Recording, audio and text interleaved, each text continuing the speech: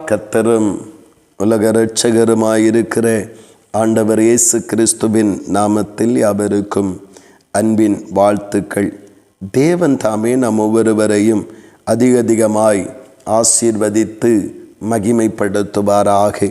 இந்த நாளுக்குரிய தியான வசனம் சங்கீதம் 30 அதனுடைய 1வது வசனம். நீர் என்னை கை தூக்கி எடுத்தபடியினால் நான் உம்மை போற்றுவேன் என்று சொல்லுகிறான்.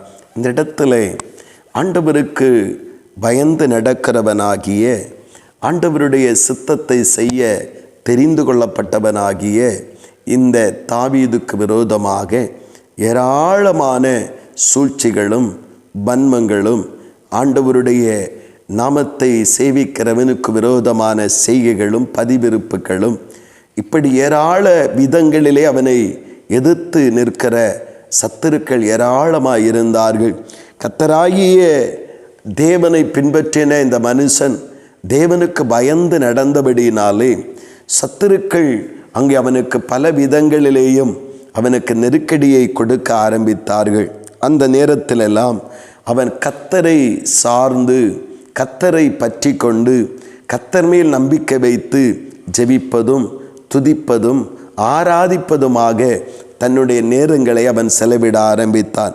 கர்த்தராகிய தேவன், கர்த்தரையே நம்பியிருந்த, கர்த்தருடைய நாமத்திலே விசுவாசமாயிருந்த, கர்த்தரை சார்ந்து கர்த்தரை மகிமைப்படுத்தி கொண்டிருந்ததான இந்த தாவீதை ஆண்டவருடைய இரக்கமுள்ள அந்த கிருபையானது ஒவ்வொரு நாளிலும் ஒவ்வொரு சூழ்நிலைகளிலும் பத்திரமாய் பாதுகாத்து அவனுக்கு விரோதமாக அவனை சூழ்ச்சி பண்ணின, அவனுக்கு விரோதமாக பதிவிருந்த, அவனுக்கு விரோதமாக அவனை அழிக்க தேடின எல்லா சத்துருக்களுடைய எண்ணங்களுக்கும் கர்த்தர் ஒப்பு கொடுக்காதபடி தாவீதோடு கூட இருந்து அவனுக்காக கர்த்தர் அவன் மகிமையான காரியங்களை செய்து அந்த தாழ்விடங்களிலே அந்த நெருக்கத்தின் அந்த மத்தியில் இருந்து அவனை தூக்கி எடுத்து அவனை உயர்த்தி சத்துருக்கள் நடுவிலே அவனுக்கு ஒரு பந்தியை உருவாக்குவதை நாம் காண முடிகிறது. அதைத்தான் இங்கே சொல்லுகிறார்.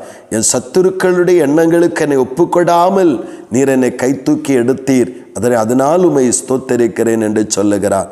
ஆம் பிரியமானவர்களே, நாம் இடைவிடாமல் கர்த்தரை ஸ்தோத்தரித்து ஆராதித்து எந்த நிலைகளிலும், எந்த நிலைமைகளிலும், எந்த காலத்திலும் மனிதர்கள், உலகம், பிசாசானவன் உலகத்தினுடைய காரியங்கள் நம்மை எதிர்த்து சத்துருக்களாய் நிற்கும் பொழுது நாம் தளர்ந்து போகாதபடி இந்த தாவீதை போல கர்த்தரை பற்றி கொண்டு கர்த்தரை சார்ந்து கொண்டும் ஆராதிக்கிறதிலும் ஜெபிக்கிறதிலும் வேதத்தை வாசிக்கிறதிலும் தேவனுக்கு பிரியமானதை செய்கிறதிலும் நம்முடைய வழிகளை காத்து நடப்போம் என்றால் நிச்சயமாகவே இந்த தாவீதை எல்லா சத்துருக்களுக்கும் விலக்கி அவனை கை தூக்கி எடுத்து உயர்த்தினை துதிக்க வைத்தது போல நம்மையும் அவர் துதிக்க வைப்பார்.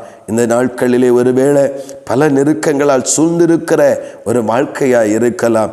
பல விதங்களிலே சத்துருக்களுடைய மனித பயங்கரங்களால் நிறைந்த ஒரு வாழ்க்கையாக இருக்கலாம். ஆண்டவராகிய தேவனை சார்ந்து கொள்ளுவோம், தேவனை பற்றி கொள்ளுவோம், தேவனை விடாமல் ஆராதிப்போம். பிரச்சனை இருக்கிறது என்பதற்காக தேவனையும் தேவ சமூகத்தையும் மறந்து போகாதிருப்போம்.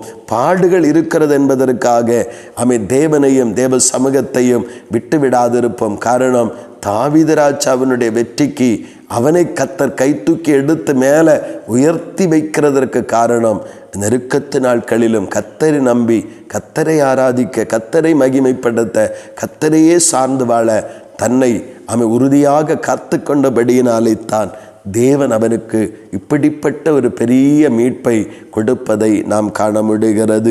நம்முடைய வாழ்விலும் நெருக்கங்கள் இருக்கிறது என்பதற்காக தேவனையோ தேவனுடைய சமூகத்தையோ தேவ ஆலயத்தையோ மறந்து விடாதிருப்போம்.